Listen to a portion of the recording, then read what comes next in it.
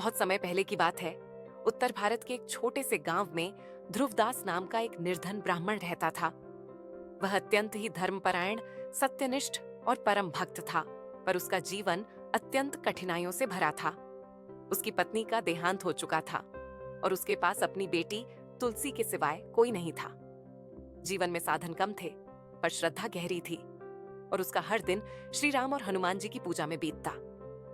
ध्रुवदास रोज सुबह स्नान करके तुलसी के सामने हनुमान चालीसा का पाठ करता और संध्या समय भजन कीर्तन करता। उसकी आंखों में हमेशा एक ही प्रार्थना होती, हे पवन पुत्र, मेरी बेटी के लिए अच्छा वर मिल जाए, मैं चैन की सांस ले सकूं। समय बीतता गया, तुलसी सयानी हो गई, परंतु निर्धनता और साधनों की कमी के कारण ध्रुवदास को कोई योग्य वर नहीं मिल रहा था। गांव वाले ताने मारते, किसे दे देगा बेटी, हाथ में कुछ नहीं, बस राम का नाम लिए बैठा है। लेकिन ध्रुवदास अडिग था। उसे विश्वास था कि हनुमान जी कोई राह जरूर दिखाएंगे। हनुमान जयंती का दिन आया। ध्रुवदास ने संकल्प लिया कि इस दिन 108 बार हनुमान चालीसा का पाठ करेगा और उपवास रखेगा।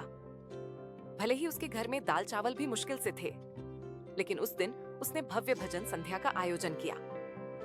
गांव के कुछ लोग आए, कुछ ने हंसी उड़ाई, पर ध्रुवदास का विश्वास अटूट था।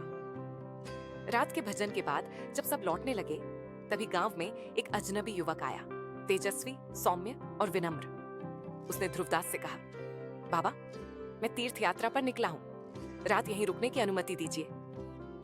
ध्रुवदास ने आदरपूर्वक उसे ठहराया, भोजन कराया और आशीर्वाद दिया।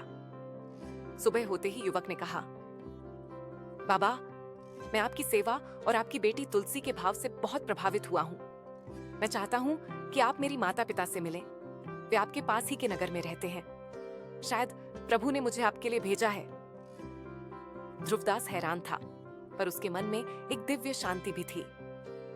कुछ ही दिनों में युवक के परिवार से मुलाकात हुई। कुलीन, सुसंस्कृत और धार्मिक परिवार था। उन्होंने तुलसी को पसंद किया और विवाह का प्रस्ताव रखा।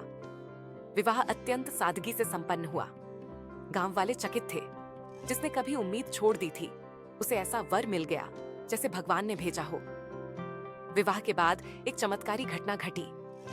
एक दिन ध्रुवदास हनुमान मंदिर में अकेले भजन कर रहा था।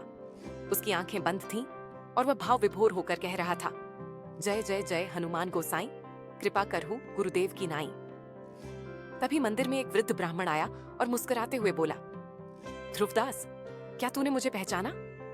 ध्रुवदास ने कहा, महाराज, मैं तो साधारण मनुष्य हूं, आपके दर्शन ही पुण्य है। वृद्ध बोला, जिस दिन तूने 108 बार चालीसा पढ़ी थी, उस रात मैं तेरे घर आया था। ध्रुवदास के होश उड़ गए। क्या वो युवक आप थे? वृद्ध मुस्कुराया और बोला, नहीं, वो तो मेरा ही स्वरूप था। मैं संकट मोचन हूं, अपने भक्त की पुकार कैसे अनसुनी कर सकता हूं? ध्रुवदास की आंखों से अश्रुधारा बहने लगी। उसने चरणों में गिरकर कहा, हे प्रभु, आपने मेरी लाज रख ली। फिर वृद्ध लुप्त हो गया। उस दिन के बाद ध्रुवदास का जीवन पहले जैसा नहीं रहा। गांव वाले उसे संत मानने लगे। उसका घर एक तीर्थ जैसा बन गया, जहां लोग आकर राम नाम का जाप करते और हनुमान चालीसा पढ़ते। तुलसी का वैवाहिक जीवन भी सुखमय रहा और ध्रुवदास ने आखिरी सांस तक जय श्री राम और जय हनुमान का नाम लिया। कथा का सार, इस पावन कथा से हमें यही सीख मिलती है कि यदि भक्ति सच्ची हो और श्रद्धा अडिग हो, तो हनुमान जी स्वयं अपने भक्तों की पीड़ा हरने के लिए किसी भी रूप में आ सकते हैं। संकट चाहे कितना भी बड़ा क्यों ना हो, यदि विश्वास हनुमान में हो तो वह संकट मोचन बनकर अवश्य आते हैं।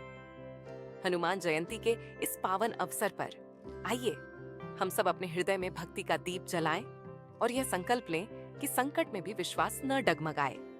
इस वीडियो को लाइक करो और ऐसी ही मोटिवेशनल वीडियोस के लिए सब्सक्राइब करो।